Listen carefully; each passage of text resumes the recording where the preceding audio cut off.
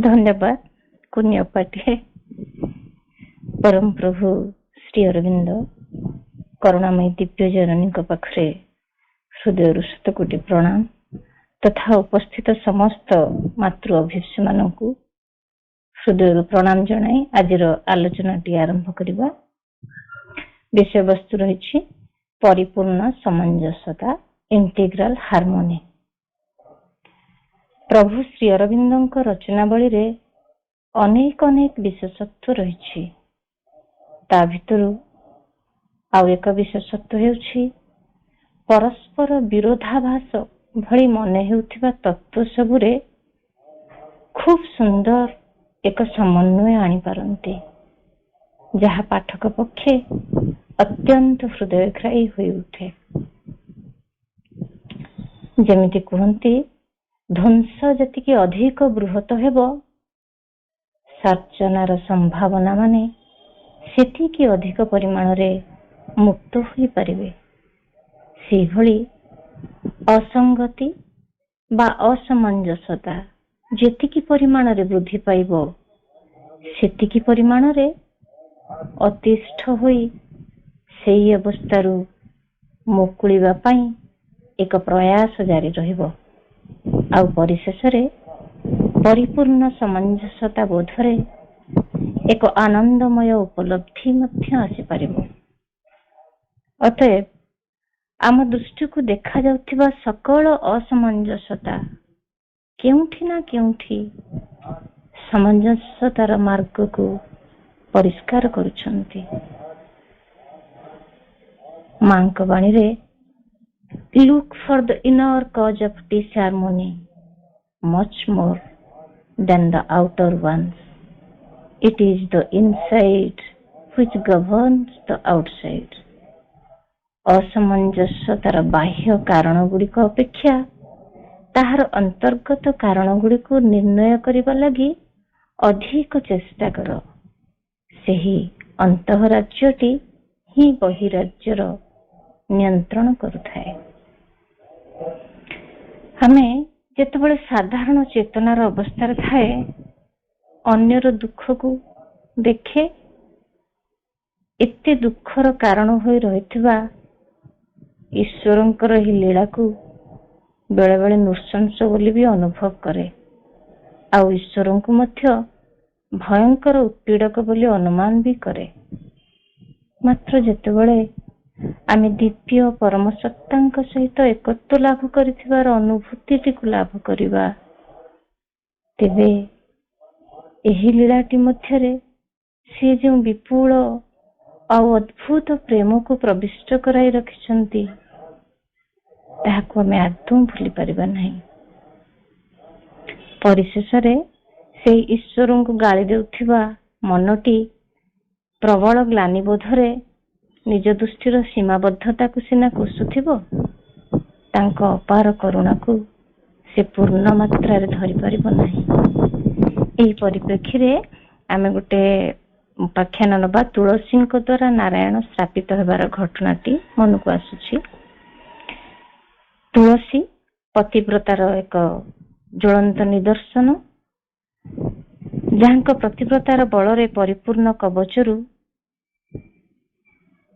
वंचित हेला परे ही तांकर पति शंखचूड़ मृत्यु हेब। जेते पर्यंत से कवच को परिधारण करिसंती से पर्यंत तांको केही हराई परिबे नाही।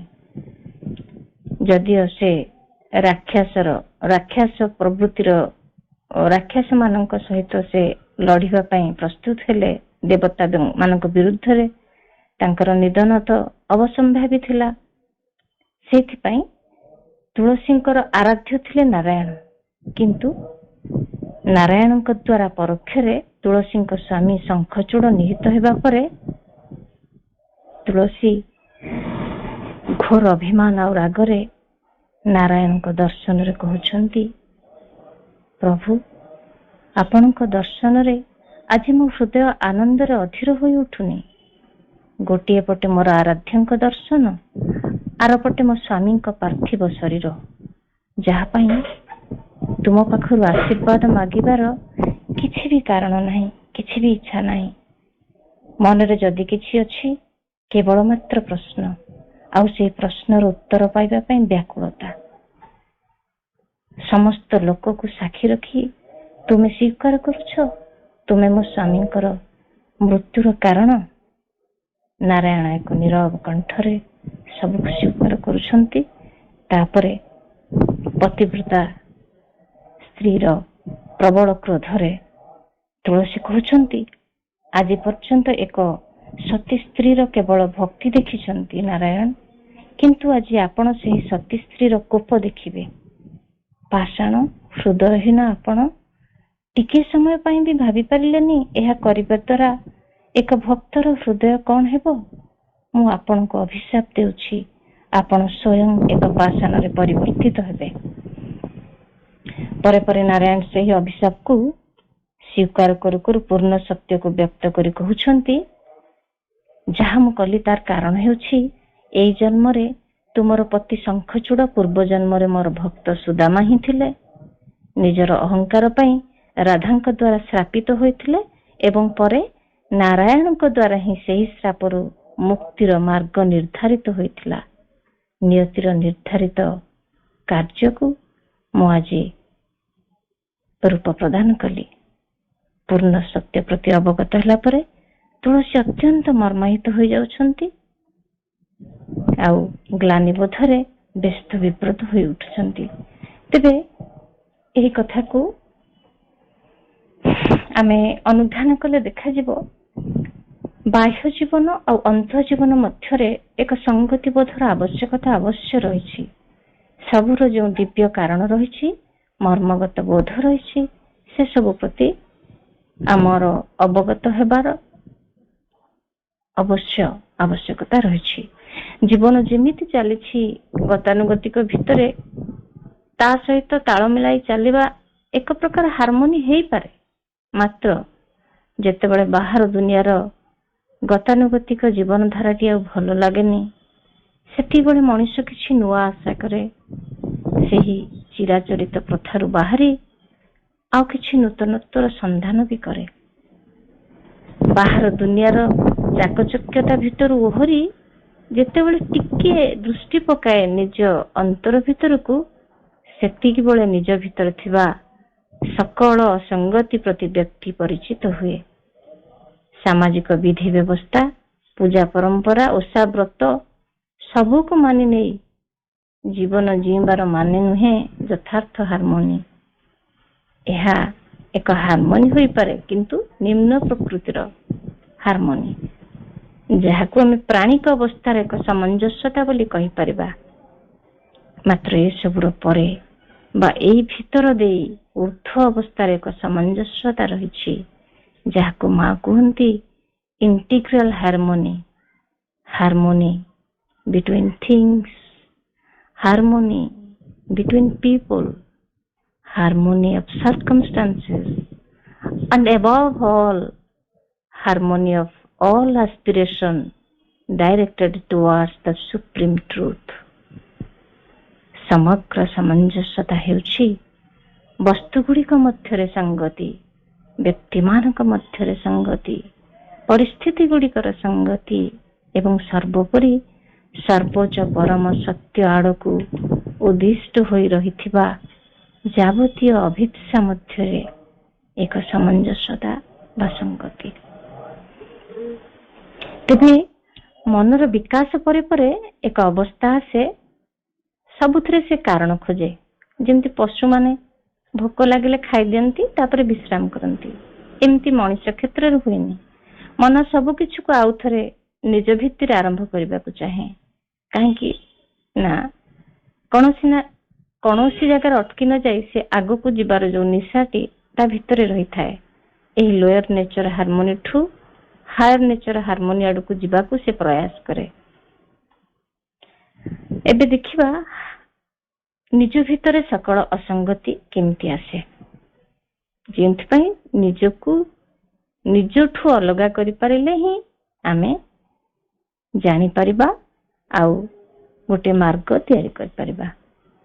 ବେଳେ ବେଳେ କାହିଁକି ଅଧିକାଂଶ ସମୟ ମନ ଭାବେ ମୁଁ ହେଉଛି ୟୁନିଭର୍ସର କେନ୍ଦ୍ରବିନ୍ଦୁ, ମୋର ଇଚ୍ଛା, ମୋର କାମନା, ମୋର ବାସନା ସେଇ କେନ୍ଦ୍ରବିନ୍ଦୁର ପରିଧି। ଆଉ ସେଇ ପରିଧି ଭିତରେ ମୋର ଜୀବନ, ମୋ ଇଚ୍ଛା, ମୋ ପସନ୍ଦ ଅନୁସାରେ ସବୁ କିଛି ଘଟିବା ଦରକାର। ଯିଏ ମତେ ପ୍ରଶଂସା କରିବ ସେ ଭଲ, ଯିଏ ମତେ ଅପମାନ ଦେବ ସେ ଖରାପ। ମୁଁ ଯାହାକୁ ଠିକ ବୋଲି ଭାବୁଛି ସମସ୍ତେ ବି ତାକୁ ଠିକ ବୋଲି କହିବା ଦରକାର। ମୁଁ ଯାହା ଯାହା କରୁଛି ସମସ୍ତେ ତାକୁ ସ୍ୱୀକୃତି ଦେବା ଦରକାର। ଆଉ ଯୋଉଠି ଏଇ ମୁଁ ଚାହୁଁନଥିବା ପରିସ୍ଥିତିଟିଏ ଆସିଗଲା, ତେବେ ସେଇଠି କଥା ସରିଗଲା।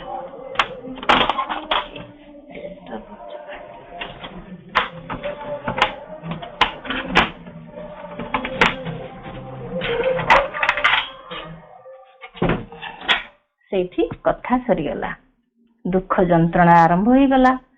ତାପରେ ଭଗବାନଙ୍କ ଉପରେ ଦୋଷ ଲଦା ହୋଇଯିବ, ମୋରି ଭାଗ୍ୟରେ ଏତେ ଦୁଃଖ, ଏତେ ଯନ୍ତ୍ରଣା। ଏହାର ସବୁ କାରଣ ହଉଛି ମୁଁ। ନିଜକୁ ମୁଁ ଯେପରି ଏକମାତ୍ର ମନଯୁକ୍ତ ମୁଁ ବୋଲି ଜାଣେ, ତାହା ଠିକ କଥା ନୁହେଁ। ମୋ ଭିତରେ ତିନୋଟି ଅଲଗା ଅଲଗା ରାଜ୍ୟ ଅଛନ୍ତି। ଗୋଟେ ହେଲା ଦେହ ରାଜ୍ୟ, ଗୋଟେ ହେଲା ପ୍ରାଣ ରାଜ୍ୟ, ଆଉ ଗୋଟିଏ ମନ ରାଜ୍ୟ।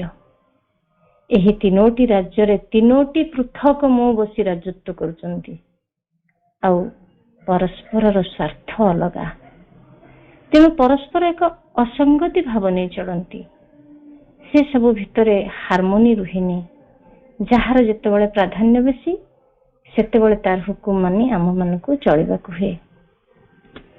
ଯଦି ଶରୀର ଚାହେଁ ଗୋଟିଏ ପ୍ରକାର, ପ୍ରାଣ ଚାହେଁ ଆଉ ଅନ୍ୟ ପ୍ରକାର, ମନ ବି ଚାହେଁ ଆଉ ଗୋଟେ ପ୍ରକାର।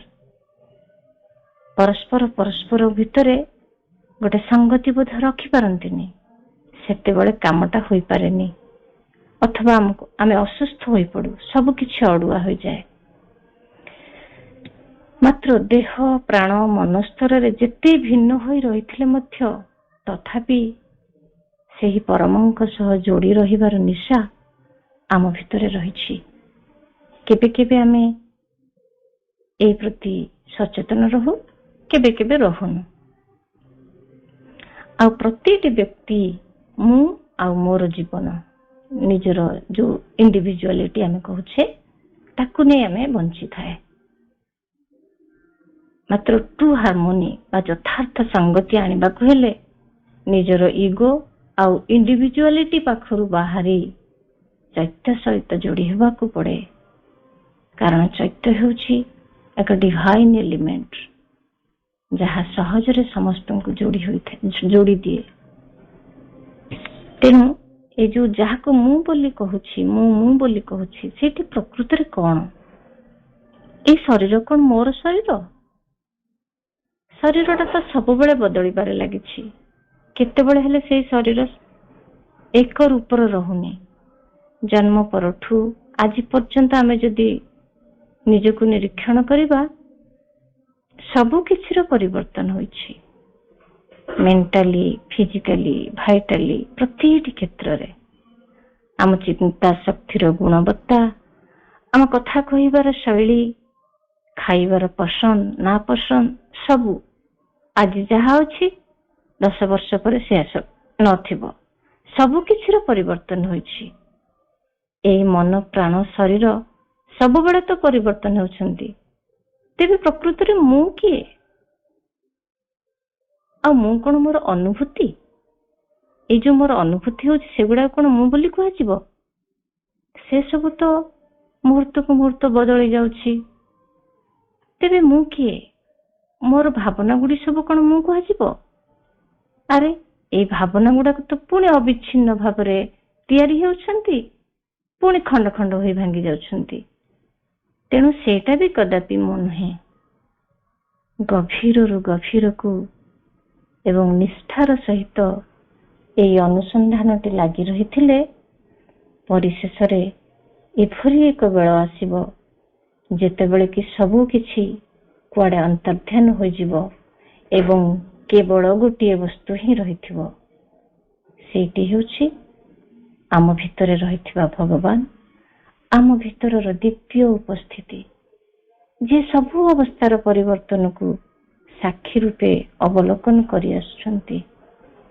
ଥରେ ଏହିପରି ଏକ ଆବିଷ୍କାର ସମ୍ଭବ ହୋଇଗଲେ ଆମେ ବେଶ ଜାଣିପାରିବା ଯେ ଆଗରୁ ଆମେ କେତେଟା ଅଭ୍ୟାସର ସମାହାର ବ୍ୟତୀତ ଆଉ ପ୍ରକୃତରେ କିଛି ନଥିଲୁ, ଯେଉଁ ସମାହାରଟା କେତେବେଳେ ବି ଭଗବାନଙ୍କୁ ଜାଣିପାରେ ନାହିଁ ଏବଂ ଆମରି ଭିତରେ ରହି କଥା କହୁଥିବା ଭଗବାନଙ୍କ ବିଷୟରେ ଆଦୌ ସଚେତନ ହୋଇପାରେ ନାହିଁ। ପ୍ରତ୍ୟେକଙ୍କ ଭିତରେ, ସମସ୍ତଙ୍କ ଭିତରେ ଏଇଭଳି ଶହ ଶହ ମୁଁ ରହିଛନ୍ତି, ଯେଉଁଗୁଡାକୁ ତାକୁ ନାନା କଥା କହିବାରେ ଲାଗିଛନ୍ତି, ନାନା ଅସଙ୍ଗତିର ବୋଧରେ ବ୍ୟସ୍ତ ବିବ୍ରତ କରିଦେଉଛନ୍ତି। ତେବେ ଯେତେବେଳେ ପରମ ଦିବ୍ୟ ଜନନୀଙ୍କ କରୁଣା ହୁଏ, ଆମେ ବୁଝିପାରୁ ଆମର ଅସଲ ସ୍ୱରୂପ କଣ। ନା ମୁଁ ଏହି ଶରୀର, ନା ମୁଁ ଏହି ମନ, ନା ମୁଁ ଏହି ପ୍ରାଣ, ନା ମୁଁ ଏହି ଅନୁଭବ, ନା ମୁଁ ଏହି ଚିନ୍ତା। ମୁଁ ସେହି ପରମାତ୍ମାଙ୍କର ଦିବ୍ୟ ଅଂଶ।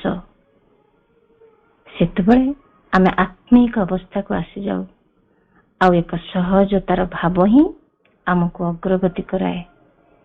ସେଇ ମୁଁଟି ମୋର ଭାବୁଥିବା ମୁଁ ନୁହେଁ, ସେଠି ହେଉଛି ତାଙ୍କରି ମୁଁ। ପ୍ରତିଟି ସତ୍ତାରେ ରହିଥିବା ଦିବ୍ୟ ସତ୍ତାଙ୍କର ମୁଁ, ଦିବ୍ୟ ଜନନୀଙ୍କର ମୁଁ, ଚୈତ୍ୟ ସତ୍ତାର ମୁଁ। ଯେଉଁ ଅହଂକେନ୍ଦ୍ରିକ ମନୋଭାବଟି ଆମ ମଧ୍ୟରେ ନିତ୍ୟ ବର୍ତ୍ତମାନ ରହିଛି, ତାହା ଚାଲିଗଲେ ଆପଣା ଛାଏଁ ଅନେକ ଅନେକ ଜଟିଳ ବ୍ୟାପାର ପରିଷ୍କାର ହୋଇ ଆସିବ। ଅନେକ ଅନେକ ବିରୋଧାଭାସ ଭିତରେ ଏକ ସାମଞ୍ଜସ୍ୟତା ଆରମ୍ଭ ହୋଇଯିବ। ମାତ୍ର ଏଇ ଯୋଉ ମନ ପାଖରେ ସବୁ ଜିନିଷକୁ ବିଭେଦ ଦେଖିବା ଏକ ନ୍ୟାଚୁରାଲ ବୃତ୍ତି ଥାଏ। ଜଗତରେ ଯେତେ ସାରା ଦ୍ୱନ୍ଦ୍ୱ, ଯେତେ ସାରା ମତଭେଦ ବା ବିରୋଧ ରହିଛି, ଏହା ସବୁ ହେଲା ସେଇ ମନର ବିଭାଜନ ଧର୍ମୀ କ୍ରିୟାର ପରିଣାମ। ଯେଉଁ ଅଖଣ୍ଡ ଅବିଭାଜ୍ୟ ଅଦ୍ୱିତୀୟ ସଚ୍ଚିଦାନନ୍ଦ ଏ ସୃଷ୍ଟିର ମୂଳ, ସେହି ଜଗତରେ ସେଇ ଅଦ୍ୱିତୀୟ, ସେହି ଅବିଭାଜ୍ୟ ଅଖଣ୍ଡ ସତ୍ତା, ସେ ହିଁ ଜଗତରେ ବହୁ ରୂପାୟନ ଦେଇ ନିଜକୁ ପ୍ରକଟିତ କରିଥାନ୍ତି। ତାଙ୍କର ଦିବ୍ୟ ଶକ୍ତି ଆପଣାର ଉତ୍ସରେ ଅବିଭକ୍ତ ଓ ଅଦ୍ୱୈତ, ଯୋଉଟାକୁ ଆମେ ପରାଜଗତ କହୁ ବା ଊର୍ଦ୍ଧ୍ୱ ସ୍ଥିତିରେ ଆମେ ସେଇ ଶକ୍ତିକୁ ଯେମିତି ଦେଖୁ, ତାର ବିପରୀତ ବା ଗୋଟେ ବିକୃତ ରୂପ ଆମେ ଯୋଉ ଜଗତରେ ବାସ କରୁଛୁ ବା ଆମେ ଯୋଉ ଦୃଶ୍ୟମାନ ଜଗତକୁ ଅନୁଭବ କରୁଛୁ, ସେଇ ଶକ୍ତିର ସେଇ ଏକ ଚେତନାର ଖଣ୍ଡିତ ରୂପକୁ ଆମେ ଦେଖୁ। ଜ୍ଞାନକୁ ଅଜ୍ଞାନରେ ଦେଖୁ, ପ୍ରେମକୁ ଘୃଣାରେ ଦେଖୁ, ସତ୍ୟକୁ ମିଥ୍ୟାରେ ଦେଖୁ, ଆଉ ଜୀବନକୁ ମୃତ୍ୟୁରେ ଦେଖୁ। ଏଣୁ ବସ୍ତୁ ବସ୍ତୁ ମଧ୍ୟରେ, ବ୍ୟକ୍ତି ବ୍ୟକ୍ତି ମଧ୍ୟରେ, ବିଶ୍ୱ ବସ୍ତୁ ମଧ୍ୟରେ ଏଠି ଶକ୍ତି ବିଭାଜିତ। এই ବିଭାଜନ କରୁଛି କିଏ? এই ଅନେକତ୍ୱର ଅନୁଭବକୁ କରୁଛି ଆମର ମନ। କାରଣ ମନ ଏକ ବିଭକ୍ତ ଚେତନା। ତରଙ୍ଗାୟିତ ଜଳରାଶି ଉପରେ ଗୋଟେ ଜଳରାଶି ଯେତେବେଳେ ଅସ୍ଥିର ରହୁଥିବ, ତରଙ୍ଗ ତା ଭିତରେ ଆସୁଥିବ, ସେଇ ଏକ ହିଁ ସୂର୍ଯ୍ୟ ଯେପରି ବହୁଖଣ୍ଡ ରୂପରେ ପ୍ରକଟିତ ହୋଇଥାନ୍ତି, ଗୋଟିଏ ବୋଲି ପ୍ରତୀୟମାନ ହୁଅନ୍ତି ନାହିଁ। ମନରେ ସେହିପରି ସବୁ କଥାର, ସବୁ ପରିସ୍ଥିତିର ବିଭାଜିତ ରୂପ ଦୃଷ୍ଟିଗୋଚର ହୁଏ। କାରଣ ମନର ଏଟା ନ୍ୟାଚୁରାଲ ପ୍ରବୃତ୍ତି। এইটুকু ଭଲ ପାଉ ପାଉ ସେଇଟୁକୁ ଘୃଣା କରିବା ଅନେକ ସମୟରେ ଏକ ଆବଶ୍ୟକତା ବୋଲି ମନ ଭାବେ। କାରଣ ସେ ସମଗ୍ରତାକୁ ଧାରଣ କରିପାରେନି, ତାକୁ ଖଣ୍ଡ ଖଣ୍ଡ କରି ଦେଖେ। ତେବେ ପ୍ରଶ୍ନ ଆସେ, ମନଶ୍ଚେତନାରେ ଏସବୁର ଦ୍ୱନ୍ଦ୍ୱର ସମାଧାନ କିପରି ସମ୍ଭବ? ପୁଣି ଆସିବା ସେଇ ବିରୋଧାଭାସରୁ ସଂଗତି ଆଡକୁ କେମିତି ଯିବା? ମନ ସିନା ଏକ ବିଭକ୍ତ ଚେତନା, ମାତ୍ର ଏଇ ମନ ଗୋଟେ ୱାଣ୍ଡରଫୁଲ ଗିଫ୍ଟ ବାଇ ଦ ଡିଭାଇନ। ଏଇ ମନକୁ ତାଙ୍କରି ଧାରାରେ ମନେଇ ପାରିଲେ କାହାର ବି ଶକ୍ତି ନାହିଁ ଆଉ ଭୁଲ ରାସ୍ତାରେ ତାକୁ ପରିଚାଳିତ କରିବାକୁ। ଆମେ ଯୋଉ ନିମ୍ନ ଜଗତରେ ବାସ କରୁଛେ, ସେଠି ସବୁ ଅଳପ, ସବୁ ସୀମାବଦ୍ଧ, ସବୁ ଖଣ୍ଡିତ। ଉଚ୍ଚତର ଚେତନାରେ ଆମକୁ ସମଗ୍ର ପୃଥିବୀ ଗୋଟିଏ ହେଇ ଦିଶିବ। ତାହା ହେଉଛି ଏକ ବ୍ୟାପ୍ତି, ଏକ ମୁକ୍ତ ଚେତନାର, ଶାନ୍ତିର ଏବଂ ଆଲୋକର ଏକ ରାଜ୍ୟ। ଆମେ ବର୍ତ୍ତମାନ ଯେଉଁଠାରେ ଅଛୁ ସେଠାରେ କାହିଁକି କେଜାଣି ସବୁ କିଛି ଅତ୍ୟନ୍ତ ଅପୂର୍ଣ୍ଣ ଲାଗୁନି, ଅଯଥେଷ୍ଟ ବି ଲାଗୁନି। ସେଇଠି ଏକ ସଜ୍ଞାନତା ଜନ୍ମ ଲାଭ କରିବ ଯେ ଊର୍ଦ୍ଧ୍ୱକୁ ଗଲେ ଆହୁରି କିଛି ରହିଛି ଯାହା ଆମ ସକାଶେ ଅପେକ୍ଷା କରୁଛି, ଏବଂ ଆମେ ସତକୁ ସତ ମନ କଲେ ଊର୍ଦ୍ଧ୍ୱସ୍ଥ ସବୁ ଏକତ୍ର ଅନୁଭବ ବା ଏକତ୍ର ଗୋଟେ ଅବସ୍ଥା, ସେ ଏକ ସମ୍ପଦ ରୂପେ ଆମର ଉପଲବ୍ଧ ହୋଇପାରିବ ଆଉ ଏକ ଉଚ୍ଚତର ଜୀବନ ବଞ୍ଚିବାର ଅଭିପ୍ସାର ଅନ୍ୱେଷଣ ଘଟାଇ ପାରିବ ମନ କଲେ। ନହେଲେ ନାହିଁ, ନହେଲେ ସେଇ ପ୍ରାଣୀକୁ ବୃତ୍ତିରେ ଖାଉଛେ ପିଉଛେ, ଘର ଅଛି, ଗାଡି ଅଛି, ଚାକିରିଟେ ଅଛି, ସେତିକିରେ ସନ୍ତୁଷ୍ଟି, ସେତିକିରେ ବଢିଆ ହାରମୋନି, କିଛି ଅସୁବିଧା ନାହିଁ।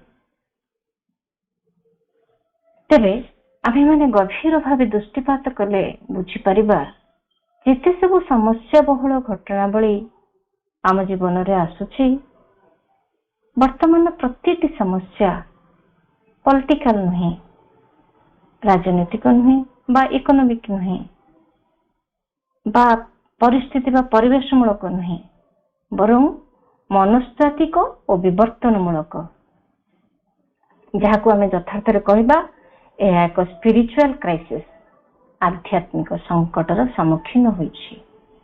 ଏହି ଘୋର ସଙ୍କଟ କାଳ ଆଉ ଆସନ୍ନ ବିପଦ ଜାଣି ପରମ ପ୍ରଭୁ ଶ୍ରୀ ଅରବିନ୍ଦ ଦୀର୍ଘ 40 ବର୍ଷ ଧରି ଆଧ୍ୟାତ୍ମ ସାଧନା କରି ମାନବ ଜାତିର କଲ୍ୟାଣ ନିମିତ୍ତ ରକ୍ଷା କବଚ ହୋଇ ଅତିମାନସ ଦିବ୍ୟ ସତ୍ୟକୁ ପୃଥିବୀ ପୃଷ୍ଠକୁ ଅବତରଣ କରାଇ ଆଣିଛନ୍ତି। ଆଉ ବର୍ତ୍ତମାନ ମାନବିକ ସମସ୍ୟା ବହୁଳ ଜୀବନରେ, ସଂଘର୍ଷପୂର୍ଣ୍ଣ ଜୀବନରେ ପୂର୍ଣ୍ଣ ସଂଗତି ଆଣିବାର ଉପାୟ ହେଲା ଏହି ଅତିମାନସର ଶକ୍ତିକୁ ଜୀବନରେ ଗ୍ରହଣ କରି ତାହାରି ଦ୍ୱାରା ଜୀବନକୁ ଓ ସମାଜକୁ ପରିବର୍ତ୍ତିତ କରାଇବା। ସେଇ ଏକତ୍ୱର ଆଧାର ଉପରେ ଅନେକତ୍ୱକୁ ସଜାଡ଼ିବାର ନାମ ହିଁ ତ ହାରମୋନି। ମା କହିଲେ ହାରମୋନି ବିଟୱିନ୍ ପିପୁଲ, ବ୍ୟକ୍ତିମାନଙ୍କ ମଧ୍ୟରେ ସାମଞ୍ଜସ୍ୟତା କେମିତି ଆସିବ? ମୁଁ ଆଉ ମୋର ଭାବକୁ କାଢିଲେ ସିନା ଆସିବ, ମୁଁ ଆଉ ମୋର ଭାବ ଗଲେ ସିନା ଆପଣାର ଭାବଟି ଆସିବ, ସମସ୍ତଙ୍କୁ ଆପଣେଇ ନେବାର ଭାବଟି ଆସିବ। ତେବେ ଯାହା କିଛି ମୁଁ ନୁହେଁ ସେ ସବୁକୁ ଗୋଟେ ସାଇଡରେ ରଖିବା। ସେ ଯେତେ ବି ମୋ ପାଇଁ ପ୍ରିସିୟସ୍ ହେଇଥାଉ, ମୋ ଘର କଣ ମୁଁ, ମୋର ହଜବେଣ୍ଡ କଣ ମୁଁ, ମୋର ସନ୍ତାନ କଣ ମୁଁ, ମୋର ଚିନ୍ତା କଣ ମୁଁ, ମୋର ଇମୋସନ କଣ ମୁଁ, ଏଇ ସବୁକୁ ଆସ୍ତେ ଆସ୍ତେ ଅଭ୍ୟାସ କରି ଯାହା କିଛି ମୁଁ ନୁହେଁ ସେ ସବୁକୁ ଗୋଟିଏ ପଟେ ରଖିବା। ସ୍ଥୂଳ ତ ନହେଲେ ବି ମାନସିକ ସ୍ତରରେ ଆମେ ଆରମ୍ଭ କରିବା। ଯେଉଁଦିନ ଆମେ ସଫଳତା ପାଇଯିବା, ମାନସିକ ସ୍ତରରେ ଆରମ୍ଭ କଲେ ଆକ୍ଚୁଆଲି ସବୁ କାମ କରିବା, କିନ୍ତୁ ଏତେ ଆସକ୍ତି ବୋଧ ଭିତରେ ନୁହେଁ, ସବୁଥିରେ ରହିବା, ସବୁ କାମ ଗୋଟେ ସଦିଚ୍ଛାର ଭାବ ନେଇ ହବ। କିନ୍ତୁ ସେ ଯୋଉ ମୁଁ ଆଉ ମୋର ଭାବ, ମୋର ଭଲ ହଉ ଆଉ କାର ହଉ କି ନ ହଉ, ସେଇଭଳିଆଠୁ ଦୂରରେ ରହି ଯେଉଁଦିନ ଆମେ ସଫଳତା ପାଇଯିବା, ଯାହା କିଛି ମୁଁ ନୁହେଁ ସେ ସବୁକୁ ଅଲଗା ରଖିବାରେ, ସେଇଦିନ ଯାହା କିଛି ମୁଁ ସେ ସ୍ୱତଃ ଦେଖାଯିବ। ଅନ୍ତରରେ ଥିବା ଚୈତ୍ୟ ସତ୍ତାର ମୁଁଟି ସାମ୍ନାକୁ ଆସି ସବୁକୁ ପରିଚାଳିତ କରିବ। ତାରି ଭିତ୍ତିରେ ସମସ୍ତଙ୍କୁ ସହଜରେ ଆପଣେଇ ନେବାର ଭାବ ହିଁ ସବୁକୁ ସଙ୍ଗତିମୟ କରିପାରିବ। କିନ୍ତୁ ଆମେ କରୁଛେ କଣ? କାହାକୁ ଗୋଟେ ଉପହାର ଦେଲା ବେଳକୁ ମନକୁ ଭାବନା ଆସୁଛି କେତେ ଟଙ୍କାର ଦେବି, ସେ ମତେ କଣ ଦେଇଥିଲା, ଯାହାକୁ ଦେଉଛି ଭବିଷ୍ୟତରେ ସେ ମତେ ଫେରାଇବ ତ। ସମସ୍ତଙ୍କୁ ମନକୁ ଆସୁଛି ସତରେ, କାହିଁକି ନା ମନ ସେମିତି ସୃଷ୍ଟି ହେଇଛି। କିନ୍ତୁ ଆସୁଛି ବୋଲି ତାକୁ ଆମେ ସପୋର୍ଟ କରିବା ସେଟା ତ ଆମ ଉପରେ ଡିପେଣ୍ଡ କରେ। ଆସିବ, ସତ ଆସିବ, କିନ୍ତୁ ଗୋଟେ ଦିନ ଆଉ ଆସିବନି। ଏହିସବୁ ସଂକୀର୍ଣ୍ଣ ଚିନ୍ତାର ଭିତ୍ତିଭୂମିରେ ଆମେ ପ୍ରାୟ ଜିନିଷକୁ କରିଚାଲୁ। ଭାବିପାରୁନୁ ଯେ ଏକ ସଦିଚ୍ଛା ଦ୍ୱାରା ଜଣେ ଅନେକ କିଛି ବଦଳାଇ ଦେଇପାରିବ। ସଦିଚ୍ଛା ପୁଣି କଣ? ସେଇ ସଦିଚ୍ଛାଟି ସମ୍ପୂର୍ଣ୍ଣ ଭାବେ ଶୁଦ୍ଧ ହୋଇଥିବ, ଅବିମିଶ୍ର ହୋଇଥିବ। ମା କୁହନ୍ତି, ଏଥିରେ କୌଣସି ସନ୍ଦେହ ନାହିଁ। ଯେକୌଣସି ଏକ ଭାବନା ସମ୍ପୂର୍ଣ୍ଣ ଭାବରେ ଶୁଦ୍ଧ, ସମ୍ପୂର୍ଣ୍ଣ ଶବ୍ଦକୁ ଆମେ ଅଣ୍ଡରଲାଇନ୍ କରିବା, ସମ୍ପୂର୍ଣ୍ଣ ଭାବରେ ଶୁଦ୍ଧ ଏବଂ ଯଥାର୍ଥ। କୌଣସି ପ୍ରାର୍ଥନାକୁ ଯଦି ଏହି ପୃଥିବୀ ମଧ୍ୟକୁ ପ୍ରସାରିତ କରି ଦିଆଯାଏ, ତେବେ ତାହା ନିଶ୍ଚୟ ଆପଣାର କାର୍ଯ୍ୟ କରିବ। ମାତ୍ର ଏଇ ଯୋଉ ସମ୍ପୂର୍ଣ୍ଣ ଶୁଦ୍ଧ ଭାବନାଟି ଯେତେବେଳେ ମଣିଷର ମସ୍ତିଷ୍କଟା ଭିତରେ ଯାଇ ପଶିବାକୁ ଆରମ୍ଭ କରିବ, ସେତେବେଳେ ତାହାର ସେ ସମ୍ପୂର୍ଣ୍ଣ ଶୁଦ୍ଧତା ଓ ଯଥାର୍ଥତା ଆଉ କେଉଁଠି ରହିବ? ମା ନିଜେ କହିଛନ୍ତି, ଏଥିରେ ନିଶ୍ଚୟ କେତେ କେତେ ସ୍ଖଳନ ଆସି ଘଟିବ। ଏମିତି ଆମେ ଏକ୍ସାମ୍ପଲ ନେଲେ ବୁଝିପାରିବା। ମା କହିଛନ୍ତି, ଗୋଟେ ସଦିଚ୍ଛାର ଭାବ ଦେଲେ ସବୁ ଠିକ ହେଇଯିବ। ଯେତେବେଳେ କାହାର ଦେହ ଖରାପ ହଉଛି, ଯଦି ଆମେ ନିଜର ବ୍ୟସ୍ତତା ଭିତରେ ରହି ନ ଯାଇ ପାରୁଛେ, ମନ କହୁଛି, ମା ତ କହିଛନ୍ତି ଫିଜିକାଲି ଉପସ୍ଥିତ ରହିବାଠୁ ସଦିଚ୍ଛାର ଏକ ସ୍ପନ୍ଦନ ବହୁତ ଉପଯୋଗୀ, ବାସ୍ ତାର ମଙ୍ଗଳ କାମନା କରିଦେଲେ ହେଇଯିବ, ମୋର ଡ୍ୟୁଟି ଓଭର। ଏମିତିରେ ପରିଶୁଦ୍ଧ ସଦିଚ୍ଛା ହୋଇପାରେନି। ଅନ୍ତର୍ଗତ ଚେତନା ଏବଂ ଅନ୍ତର୍ଗତ ଜ୍ଞାନର ଏକ ଉଦ୍ୟମ ଦ୍ୱାରା ଏହା ସ୍ୱତଃ ବାହାରିଥାଏ, ଯାହାର ପ୍ରଭାବ ଅତି ଚମତ୍କାର। ମା କୁହନ୍ତି, ପୃଥିବୀ ଉପରେ ତାର ଏପରି ପ୍ରତିକ୍ରିୟା ମାନ ପଡିବ, ଯାହା ବିଷୟରେ ତୁମର ଆଗରୁ କୌଣସି ଧାରଣା ହିଁ ନଥିଲା। ସେଠି ଅଧିକରୁ ଅଧିକ ବ୍ୟାପ୍ତ ହୋଇଯିବାକୁ ଲାଗିବ, କାରଣ ତୁମେ ଯେଉଁ ସ୍ପନ୍ଦନ ଗୁଡିକ ସୃଷ୍ଟି କରିଥିବ, ସେଠି ପ୍ରସାରିତ ହୋଇଯାଉଥିବ। ବରଫର ପିଣ୍ଡୁଳାଟିଏ ପରି ଏହି ସବୁ ବ୍ୟାପାର ଏହିପରି ବୃଦ୍ଧିପ୍ରାପ୍ତ ହେବାରେ ଲାଗିଥାଏ। ନିଜ ଜୀବନରେ ଆଚରଣ କ୍ଷେତ୍ରରେ ତୁମେ ଅର୍ଜନ କରୁଥିବା ଏହି ବିଜୟଟି ଯେଡେ କ୍ଷୁଦ୍ର ହୋଇଥାଉ ପଛକେ, ସେଇଟି ସମଗ୍ର ପୃଥିବୀର ଏକ ବିଜୟ ହୋଇ ମଧ୍ୟ ରହିପାରିବ। ତେବେ ଏସବୁରୁ ଆମେ ଅନୁମାନ କରିପାରୁଥିବା ଆମର ପ୍ରତିଟି ଚିନ୍ତା, ଭାବନା, ଗତି ସବୁର ପ୍ରଭାବ କେତେ ପରିମାଣରେ ପଡେ ସମଗ୍ର ବିଶ୍ୱରେ। ସେଥିପାଇଁ ଆମେ ଯାହା କହୁ, ଯାହା ଚିନ୍ତା କରୁ, ଯାହା ଅନୁଭବ କରୁ, ସେଇ ଭିତରେ କେତେ ଯେ ସାମଞ୍ଜସ୍ୟତାର ରହିବା ଆବଶ୍ୟକ ଆମେ ଭାବି ପାରୁଛେ ତ? ପୁଣି ମା କହିଲେ, ହାରମୋନି ବିଟୱିନ୍ ଥିଙ୍ଗସ୍, ବସ୍ତୁ ବସ୍ତୁ ଭିତରେ। ବସ୍ତୁ ବସ୍ତୁ ଭିତରେ ସାମଞ୍ଜସ୍ୟତା ତାର ଉତ୍ପତ୍ତି କାଳରୁ ରହିଛି, ମାତ୍ର ଆମ ସାଧାରଣ ମନ ତାକୁ ଧରି ପାରୁନି। ସିନ୍ଥେସିସ୍ ଅଫ୍ ଯୋଗରେ ପ୍ରଭୁ କହିଲେ, ଦ ସୋଲ୍ ଆଣ୍ଡ ନେଚର ସବଜେକ୍ଟରେ, every finite is an infinite. Every finite, ସବୁ ଅସୀମ, ସବୁ ସୀମିତ ଜିନିଷ ମୂଳ ଭିତରେ ସେହି ଅସୀମତ୍ୱକୁ ଧାରଣ କରି ରହିଛି। Every finite. ଚାଉଳଟିକୁ ଆମେ ଭାତ ରାନ୍ଧି ଖାଉଛେ, ତାର ଫାଇନାଇଟ୍ ରୂପକୁ ଆମେ ସବୁବେଳେ ଧଡକିନା ଦେଖି ଦଉଛେ, ବଳିଲେ ଫିଙ୍ଗି ଦଉଛେ, ମନେ କହୁଛି ହଁ ବା କୋଉ କିଣା ହଉଛି, ଯେ ଜମିରେ ତ ଫଳୁଛି, ଆଜିକାଲି ତ 5 ଟଙ୍କାରେ ବି ମିଳୁଛି। ସେଇ ଟଙ୍କା, ସେଇ ବାହ୍ୟ ଚିନ୍ତାଧାରାରେ ସେ ତାକୁ ମୂଲ୍ୟାୟନ କରୁଛି। ମନ ସେତେବେଳେ ଭାବୁଛି କି ଚାଉଳଟିର ମର୍ମଗତ ତତ୍ଵ, କେତେ ଜଣଙ୍କ ପରିଶ୍ରମ ତା ଭିତରେ ରହିଛି, କେତେ ପୋଷକ ତତ୍ଵ ତା ଭିତରେ ରହିଛି, କେତେ ବିଶ୍ୱ ଶକ୍ତି, ସୂର୍ଯ୍ୟାଲୋକ, ବାୟୁ, ମୂର୍ତ୍ତିକା, ଏସବୁର ସ୍ପର୍ଶ ତା ଭିତରେ ରହିଛି, କେତେ କେତେ ତତ୍ଵକୁ ସେ ଧାରଣ କରି ରହିଛି। ଆମେ ଭାବି ପାରୁଛେ ନା? ସବୁବେଳେ ସେଇ ଫାଇନାଇଟ୍ ରୂପ। ଯେମିତି ଏଇଠି ଆମେ ପାଠଚକ୍ର କରୁଛେ, ତାର ଫାଇନାଇଟ୍, ତାର ସୀମିତ ରୂପଟା କଣ? 7 ରୁ 8 ଘଣ୍ଟା, 1 ଘଣ୍ଟାର ପାଠଚକ୍ର, ତା ଭିତରେ ଆମେ 67 ଜଣ ପାର୍ଟିସିପେଟ କରିଛେ। କିନ୍ତୁ ମାଙ୍କର ବାଣୀର ଆଲୋଚନାରେ ଯେଉଁ ସ୍ପନ୍ଦନଟିଏ ଆମ ଭିତରେ ଅନୁସ୍ପନ୍ଦିତ କରୁଛି, ତାକୁ ଆମେ ମାପି ପାରୁଛେ? ଆମ ଚେତନାକୁ କେତେ ପରିମାଣରେ ସେ ଉନ୍ମିଳିତ କରି ତୋଳି ଧରୁଛି, ତାକୁ ଆମେ ମାପି ପାରୁଛେ? ସତରେ ସବୁ ଅବସ୍ଥା, ସବୁ ପରିସ୍ଥିତିର ମୂଳ ସେହି ତ ଏକ ଚେତନା। ସତରେ ସବୁର ମର୍ମ କେତେ ସୁନ୍ଦର, କେତେ ଆନନ୍ଦଦାୟୀ। ସବୁ ଭିତରେ ସେହି ମର୍ମଗତ ଯଥାର୍ଥତାକୁ ବୁଝି ଜୀବନକୁ ପୁଣି ଥରେ ନୂଆ କରି ବଞ୍ଚିବାର ଆସ୍ପୃହା ହିଁ ତ ବସ୍ତୁ ବସ୍ତୁ ଭିତରେ ସାମଞ୍ଜସ୍ୟତା ଆଣିଦିଏ। ତାପରେ ପୁଣି ମା କହୁଛନ୍ତି, A harmonious collective aspiration can change the course of circumstances.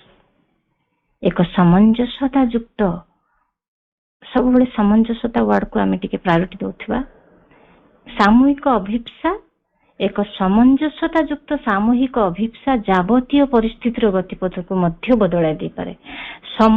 ସାମୂହିକ ଅଭିପ୍ସା ଆମେ ଜାଣିଛେ କିଛି ଗୋଟେ ମଙ୍ଗଳ କାମନା କରି ଆମେ ଯଦି କଲେକ୍ଟିଭ ପ୍ରେୟାର କରିବା ବା ଗୋଟେ ଅଭିପ୍ସା ରଖିବା, ସେ ଚିନ୍ତା ସେ ହୁଏତ ସେଇ ପରିସ୍ଥିତି ଚେଞ୍ଜ ହେଇଯିବ। ଏଠି ମା କହୁଛନ୍ତି ସାମଞ୍ଜସ୍ୟତା ଯୁକ୍ତ ସାମୂହିକ ଅଭିପ୍ସା। ଏକ୍ସାମ୍ପଲ ଦବା, ଜଣେ ଡକ୍ଟର ଭଗବାନଙ୍କୁ ପ୍ରେ କରୁଛି, କଣ କରୁଛି? ଭଲ ଡକ୍ଟର, ସେ ପ୍ରେ କରୁଛି ମୁଁ କେମିତି ଗୋଟେ ଭଲ ଡକ୍ଟର ହେବି। ତ ସେଇ ପ୍ରାର୍ଥନାକୁ ପୂର୍ତ୍ତି କରିବାକୁ ଯାଇ କଣ ହଉଛି, ଅଦର ସାଇଡରେ ଗୋଟେ ରୋଗୀ ତିଆରି ହଉଛି, ଗୋଟେ କ୍ରିଟିକାଲ ଡିଜିଜ ଆସୁଛି, ତାକୁ ସିଏ ନିଷ୍ଠାର ସହିତ ସର୍ଭିସ ଦେଇ ଭଲ କଲେ ସେ ଯାଇକି ଗୋଟେ ଭଲ ଡକ୍ଟର ହେଇପାରୁଛି। ସେଭଳି ଜଣେ ପୋଲିସ ଯଦି କହିବ ମୁଁ ଗୋଟେ ଭଲ ପୋଲିସ ହେବି, ତା ପାଇଁ କଣ ହବ ନା ଗୋଟେ ଖୁଙ୍ଖାର ଚୋର ବି ସୃଷ୍ଟି ହବ, ତାକୁ ସେ ଧରି ପାରିଲେ ସେ ଯାଇକି ଭଲ ପୋଲିସ ହବ। ମାତ୍ର ଏଠି ମା କହୁଛନ୍ତି ଏ ହାରମୋନିୟସ କଲେକ୍ଟିଭ ଆସ୍ପିରେସନ, ଏକ ସାମଞ୍ଜସ୍ୟତା ଯୁକ୍ତ ସାମୂହିକ ଅଭିପ୍ସା। ଯଦି ଜଣେ ପୋଲିସ ପ୍ରେ କରନ୍ତା, ହେ ଈଶ୍ୱର ଏମିତି ଅବସ୍ଥା ଆଉ ବ୍ୟବସ୍ଥା କରିଦିଅ ଯେଉଁଠାରେ ମୋ ସର୍ଭିସର ଆବଶ୍ୟକତା ହିଁ ରହିବନି। ଯଦି ଜଣେ ଡକ୍ଟର ପ୍ରେ କରନ୍ତା, ଏମିତି ଅବସ୍ଥା, ଏତେ ସୁନ୍ଦର ବ୍ୟବସ୍ଥା କରିଦିଅ ମୋର ଆଉ ଆବଶ୍ୟକତା ରହିବନି। ସେଇଠିକୁ କୁହନ୍ତି ସାମଞ୍ଜସ୍ୟତା ଯୁକ୍ତ ଅଭିପ୍ସା। ସେହିପରି କଲେକ୍ଟିଭ ହାରମୋନି କିପରି ଆସେ? ଚୈତ୍ୟ ସତ୍ତା ଦ୍ୱାରା ହିଁ ଏହା ସମ୍ଭବ। ସେ ଆମ ଭିତରେ ଥିବା ସବୁ ତତ୍ତ୍ୱକୁ ପ୍ରଥମେ ହାରମୋନାଇଜ କରିବେ, ସେ ହିଁ ମାର୍ଗ ଦେଖାଇବେ। ଆକ୍ଚୁଆଲି ଏ ଯୋଉ ଡକ୍ଟର କହିବା ଘଟଣାଟା ହଠାତ୍ ଏତେ ଆସେନି, ଆମ ସୀମିତ ଚେତନା ଏକଦମ ସମଗ୍ରତାକୁ ଧରି ପାରେନି। ମୁଁ ଗୋଟେ ପ୍ରାର୍ଥନା କରୁଛି, ତା ବଦଳରେ ଆଉ କାହାର କଣ କ୍ଷତି ହଉଛି ସେଇଟାକୁ ଆମେ ଧରି ପାରେନି। କିନ୍ତୁ ପ୍ରାର୍ଥନାଟି ମୋ ପଏଣ୍ଟ ଅଫ ଭ୍ୟୁରୁ ଠିକ ଥିବ, ମୁଁ ଜଣେ ଭଲ ଡକ୍ଟର ହେବି, ମୁଁ ଠକିବିନି, ଭଲ ରୋଗୀ ସେବା କରିବି। ଆଉ ଟିକେ ତା ମୂଳକୁ ଗଲେ, ଆଉ ଟିକେ ସେଇ ପରିପୂର୍ଣ୍ଣ ସମଗ୍ରତାର ଭାବକୁ ଧରିପାରିଲେ ଏମିତି ବି ତ ପ୍ରାର୍ଥନାଟି ହେଇପାରିବ। ଆଉ କେହି ରୋଗୀ ରହିବେନି, ଆଉ କେହି ଚୋର ରହିବେନି। ସେଭଳି ଏଇ ଜିନିଷଟା ଚୈତ୍ୟ ସତ୍ତା ଦ୍ୱାରା ହିଁ ସମ୍ଭବ ହୁଏ। ସେ ହିଁ ମାର୍ଗ ଦେଖାଇବେ ମାଇଣ୍ଡର ଥଟ୍ ପ୍ରକ୍ରିୟାକୁ, ସେ ଠିକ ରାସ୍ତାରେ ଅଛି ବା ଗଲତ ରାସ୍ତାରେ ଅଛି। କେବେ କେବେ ଆଜି ଆମ ମନକୁ ଏଇଟା ଠିକ ଲାଗୁଥିବା ବେଳେ କାଲି ପୁଣି ଏଇଟା ଠିକ ଲାଗିବନି। ତେଣୁ କରିକି ସତ୍ୟର ଯୋଉଟା ପ୍ରକୃତ ସତ୍ୟ, ଯୋଉଟା ଯଥାର୍ଥ ଠିକ ବୋଧ, ସେଟା ଆମକୁ ଚୈତ୍ୟ ସତ୍ତା ହିଁ ଜଣାଏ। ଏକ ସାମଗ୍ରିକ ସଂଗତିମୂଳକ ଚିନ୍ତା ଆଉ ଭାବନାର ଉଦ୍ରେକ ଚୈତ୍ୟ ସତ୍ତା ଦ୍ୱାରା ହିଁ କେବଳ ସମ୍ଭବ ହୁଏ। ବ୍ୟକ୍ତିର ଆତ୍ମା, ବିଶ୍ୱଭୁବନର ଆତ୍ମା ଦୁହେଁ ଆଦୌ ଭିନ୍ନ ନୁହନ୍ତି, ଏମାନେ ଅଭିନ୍ନ। ପ୍ରତ୍ୟେକ ଜଗତ, ପ୍ରତ୍ୟେକ ସତ୍ତା, ପ୍ରତ୍ୟେକ ବସ୍ତୁ, ପ୍ରତ୍ୟେକ ପରମାଣୁ ଭିତରେ ସେହି ଦିବ୍ୟ ପରମ ଉପସ୍ଥିତି ହିଁ ବିଦ୍ୟମାନ ରହିଛି।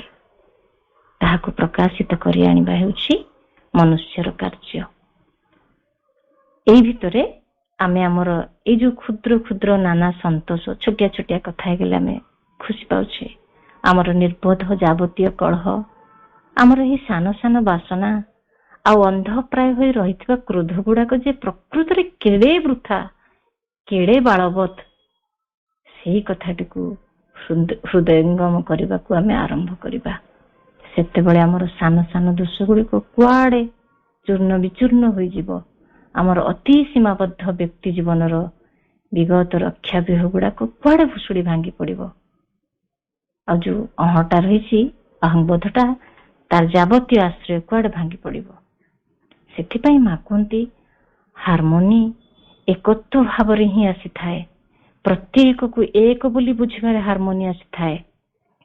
ଏହି ପରିପ୍ରେକ୍ଷୀରେ ଆଉ ଗୋଟେ କଥା ମନକୁ ଆସୁଛି, କୈଳାସରେ ମାତା ପାର୍ବତୀ ସ୍ୱାଦିଷ୍ଟ କ୍ଷୀରି ଖାଇବା ଲାଗି ସମସ୍ତଙ୍କୁ ଆମନ୍ତ୍ରଣ କରିଛନ୍ତି।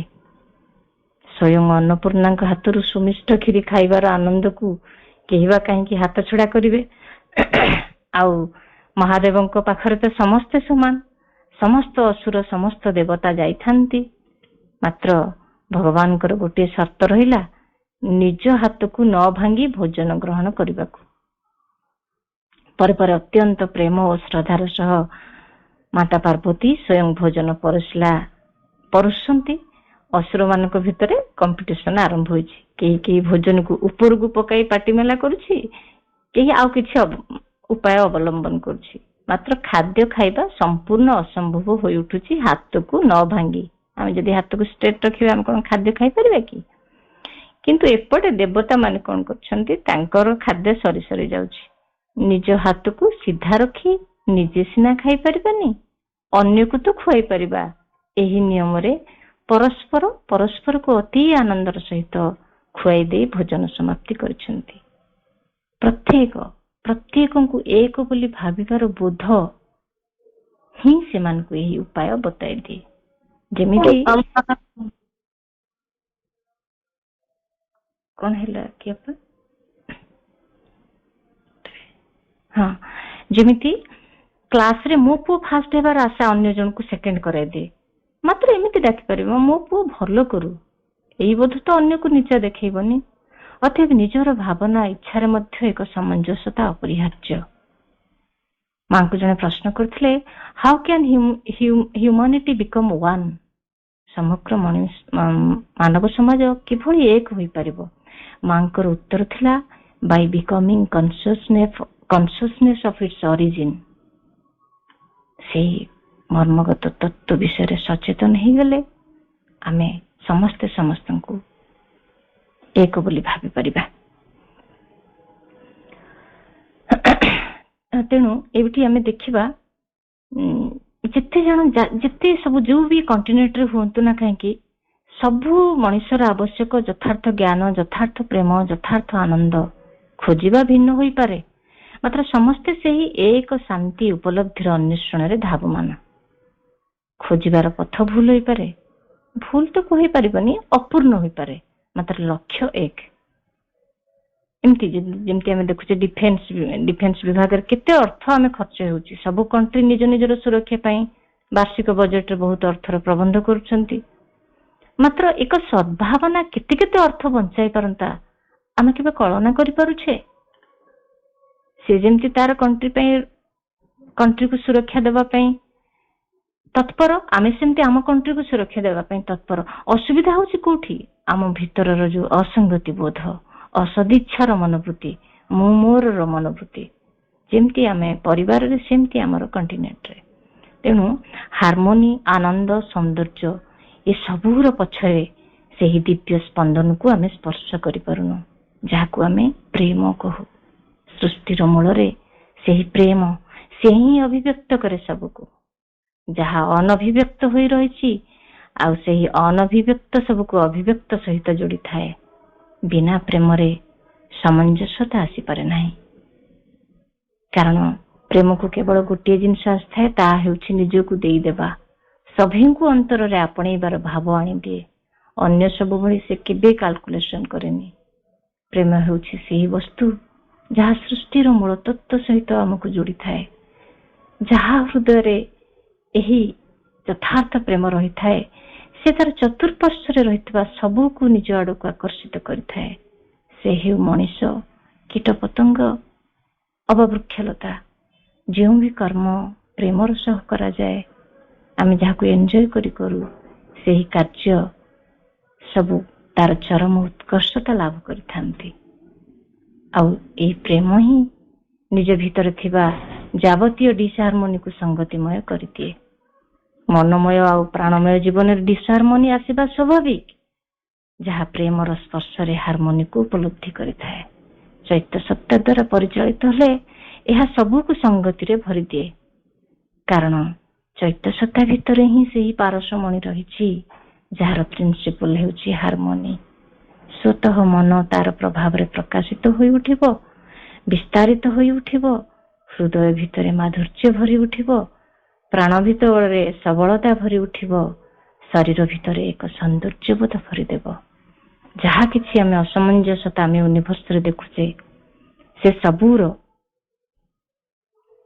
ଏକ ମ୍ୟାଗ୍ନିଫାଏଡ୍ ରୂପ ନିଜ ଭିତରେ ରହିଥିବା ସକଳ ଅସଙ୍ଗତିର ଯେତେ ନିଜ ଭିତରେ ଯାହା ଛୋଟିଆ ଅବସ୍ଥାରେ ରହିଛି ସେ ସବୁ ଆମେ ୟୁନିଭର୍ସରେ ରହିଛି।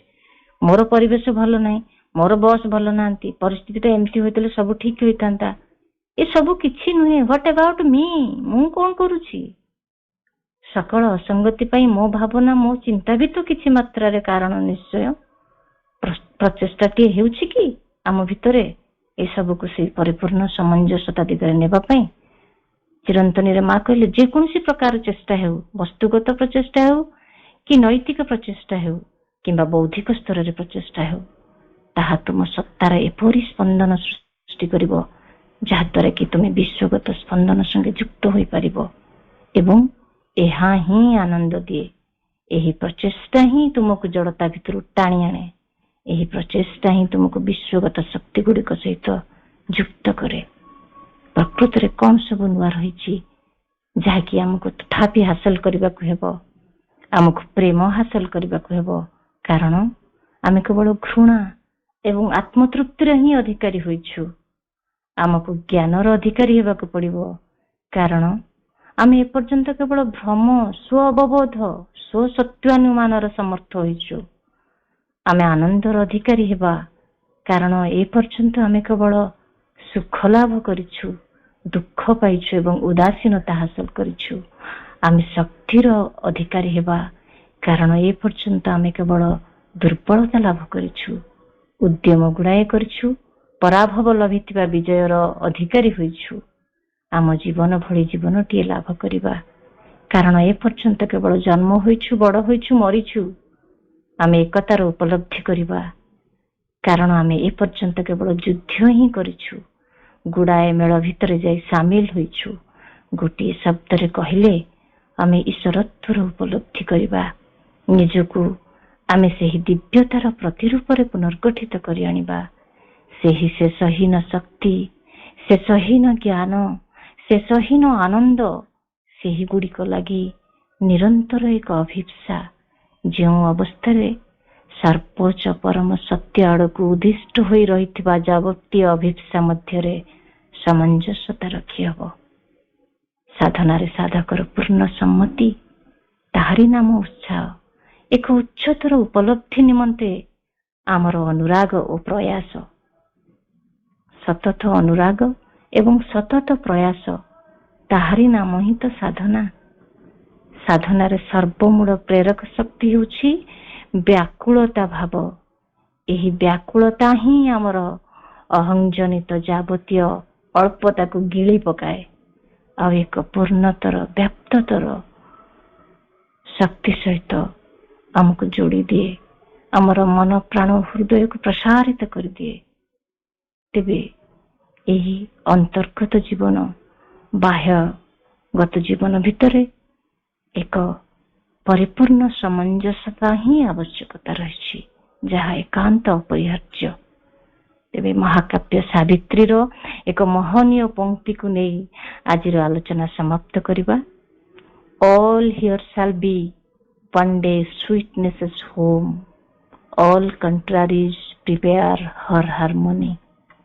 ଧରାପୃଷ୍ଠରେ ଯାହା କିଛି ରହିଛି ସେ ସବୁ ଦିନେ ତାଙ୍କରି ମଧୁରତାର ନିବାସ ହୋଇ ଉଠିବ। ଆଉ ଯାହା ସବୁ ବିରୋଧାଭାସ ଭଳି ମନେ ହେଉଛି, ବିପରୀତ ଭଳି ମନେ ହେଉଛି, ସେ ସମସ୍ତ ହିଁ ସେମାନଙ୍କ ସଂଘର୍ଷ ଭିତରେ ସୁସଙ୍ଗତିର ଆଗମନକୁ ସ୍ୱାଗତ କରିବା ପାଇଁ ପ୍ରସ୍ତୁତ ହେଉଛନ୍ତି। ଅନେକ ଅନେକ କୃତଜ୍ଞତା ଦିବ୍ୟ ଜନନୀ ଓ ପରମ ପ୍ରଭୁଙ୍କ ପାଖରେ ଏଇଭଳି ଏକ ବ୍ୟବସ୍ଥା କରିଥିବାରୁ, ଯେଉଁଠି ନୂତନ ରୂପେ ଯିବା ପାଇଁ ପ୍ରତି ମୁହୂର୍ତ୍ତରେ ପ୍ରେରଣା ଆସେ। କେବଳ କୃତଜ୍ଞତା, କୃତଜ୍ଞତା ଓ କୃତଜ୍ଞତା। ବନ୍ଦେ ମାତରମ୍।